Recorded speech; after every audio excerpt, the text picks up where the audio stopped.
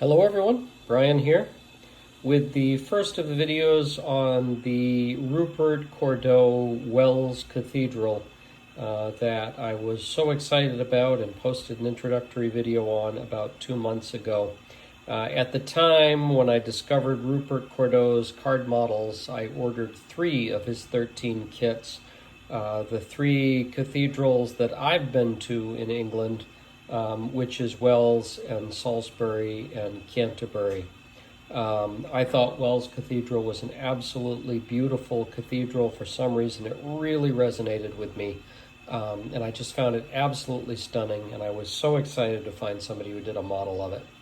So when I finished Notre Dame, I pulled it out and thought, even though I'm not done with Milan Cathedral yet, which was supposed to be a practice run, I'm going to get to it.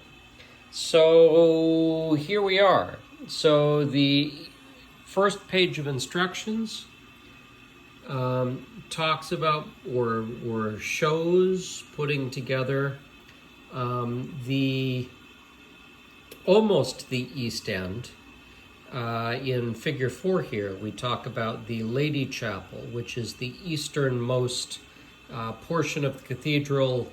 Very common thing, a chapel dedicated to the Virgin Mary. But right behind that is the piece of the cathedral that I'm working on. And that is the retro choir right here, the Presbytery where the high altar is, and then right behind that, the choir. And then over on this side, we're going to have the chapter house when we're done eventually. And you see that there's a lot of structure in the way of these windows, whereas on the other side, we have full windows here. So here is what it looks like underneath, and I am still working on the back piece, which needs to go on. But I've been slowly working on this. This is what? This is 1, 2, 3, 4, 5, 6, 7, 8 pieces, and it's taken about an hour to do. So these pieces were cut out of the cardstock. What you do first, for those who've not done these before, is you come in and you score the lines between the arrows here. And one of the things that I'm doing here, it makes a big difference if you score on one edge of the line versus the other edge. And so I'm trying to come in right on the very center of those to split the difference, because you'd be surprised how things don't line up if you don't do that. So you end up, if you don't score right in the center of everything, you could have, the roof stick out a little further than the side here, which creates problems when you're gluing things together, because then you end up with big gaps. So I have no gap here. I managed to split the difference perfectly there.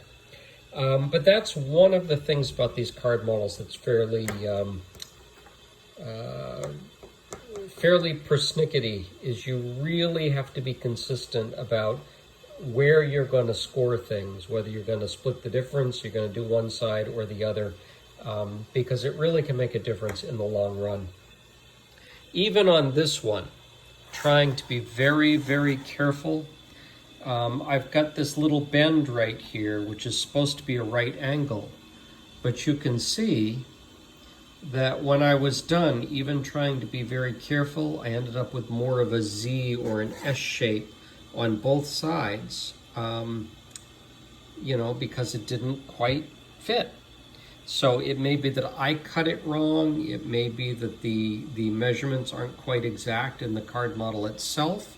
But fortunately, I think these are right on a pillar here, right on a piece that's going to go over that. And so I'm trusting that little S shape will largely be covered, and I won't need to worry about it ultimately.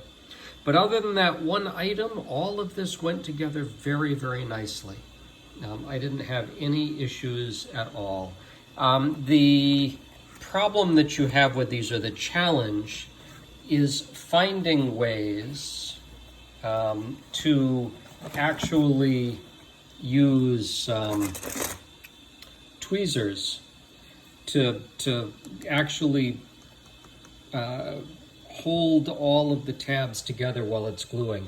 And something shaped like this, an odd shape, it's tough to try and figure out how to do that. So if you go over to the Medieval Modeler page on Facebook, you'll see some snapshots I did finding creative ways to hold these clips in place while things glued up for 10, 15 minutes. Although the glue itself sets relatively quickly, I probably didn't have to wait that long. But I want to go slow and make sure everything holds in place well as we're going along. So I'm down to the end here, and actually in the instructions, what you see here is, gluing perhaps this edge over here and then folding it into place and gluing all the other corners. I took a different tact here. I actually turned it upside down like this, and I glued this tab on square. And then what I may do is I may come down here and actually fold this edge out so that next I can glue this up to this tab and to this tab. And then I can fold this piece down and glue it to this tab and that side and that side. So again, the point here is don't just put everything together. Take a look at how it goes together. Think about how you're going to glue these things together, how you're going to get your clips in there to hold it together while it sets. Because sometimes what's in the instructions, now Rupert is very, very careful, and when you look through his Instagram feed and see how he did these, when you take a look at his instructions, he seems to be very careful, and it may very well be that the way he's saying to put them together is actually the best way to do it. But then you've got the way you're used to working and the way you're used to thinking, and it only benefits you to see how he did it and then think about how you're going to do it. What works best for you and your materials, so you can use his instructions as a guide, and sometimes you might want to think a little bit differently about how you're going to go about this. The other thing that's interesting in his instructions is there are places like this where you have a little star on your arrows where you're going to do the folds. And the idea there is you take a pin, now this is an X-Acto knife, but you take a pin on your cutting pad and you go right down through that there, and then you can turn the cardstock over and you can line a ruler between the two pin marks and you can score it on that side because you're doing a reverse fold there. So everything without a star, you're going to score on this side. That's a fold that goes down from this perspective. These score lines are going to be on the reverse side and they're going to fold up towards this side of the sheet. It's worth reading through his directions. He's got a fairly good set of directions on one of the cardstocks here, and you want to read carefully how he's doing things. The other things you want to do here is there are a lot of good water-based glues, but you don't want to use those on paper or cardstock models. You want to find a good solvent-based glue that's not going to warp the cardstock. So I happen to be using this one, but there are many out there you could use. But you really want to be careful about that, and you want to apply the glue sparingly. I often will apply it and then take a toothpick and smooth it out before I apply things together. And then the other thing to do is if you're going to put glue on a tab like this, and then you're going to glue it together, start when you press the tab together, start towards the back end and work this way. towards the side of the cardstock you're not going to see. So if you do have excess glue and it's going to squeeze out, it squeezes in this direction rather than squeezing out on this side. Now in this case it wouldn't matter because they're actually roof pieces that go over this, but that's not always the case, and you don't want the glue squeezing out where you can see it. So you want to be careful about that. The other thing to note is when you, I don't know if you can see it here, we really can't see it in the video, but when you bend things over like here, you end up with a white strip here where you see the cardstock, and you're going to want to take colored pencil and maybe color that in so that you don't see white across the top here. It blends in with what you see on either side of the card. So anyway, I'm very excited to get going on this. I have been looking forward to these Rupert Cordeux models for a long time. I don't see a lot of instruction on the web, so I've looked forward to maybe being one of the first people that comes out here and talks a little bit about building them.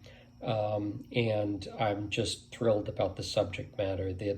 He's got 13 English cathedrals at this point, and they're all hand-drawn, and he does them, I forget what he says, but he does them in a larger size than this, and then he has them reduced down onto cardstock for the models that he sells. And so you're really looking at hand-drawn details on all of these things, and that just makes it all the more interesting that you've actually got an artist who's doing this work rather than a company. We're not looking at AutoCAD here, we're looking at somebody who actually worked this out and drew it all himself, and then offered them for sale. It's really great. You end up with a work of art on top of having a really nice representation of a cathedral. This is 1/240th scale, so it's going to be a little smaller than the Notre Dame model that I put together, and yet still I think this is probably going to be a 2-foot model, probably 2 foot by 2 foot roughly by the time I'm done. So it's going to be sizable. So anyway, we're off and running. We're about an hour into it, and I will post more as I go. Welcome to the Rupert Cordeux series. I have posted in the notes his Instagram feed and his website where he has these card models. Think of them as being about $50 a piece US. So they're really nice for what you get. So anyway, I'll keep you posted. Stay tuned for the next episode, and we'll see you in the next one. Bye-bye.